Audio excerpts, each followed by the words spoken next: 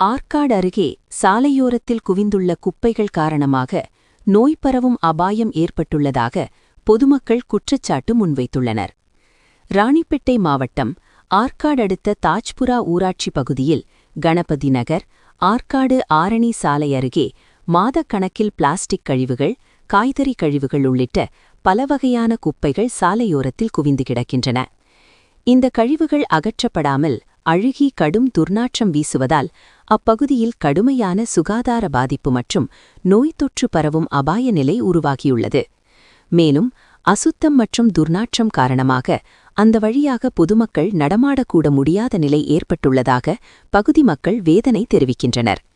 இது தொடர்பாக அப்பகுதி மக்கள் ஊராட்சி மன்ற தலைவர் உள்ளிட்ட பொறுப்புடைய அதிகாரிகளிடம் பலமுறை தகவல் தெரிவித்தும் தூய்மைப் பணியாளர்கள் அனுப்பப்படவில்லை என்றும் சுத்தப்படுத்தும் பணிகள் காலதாமதம் செய்யப்படுவதாகவும் குற்றம் சாட்டுகின்றனர். எனவே நோய் பரவலை தடுக்க போர்க்கால அடிப்படையில் உடனடியாக குப்பைகளை அகற்றி முழுமையான சுத்தம் செய்ய அதிகாரிகள் நடவடிக்கை எடுக்க வேண்டும் என அப்பகுதி மக்கள் கோரிக்கை விடுத்துள்ளனர்.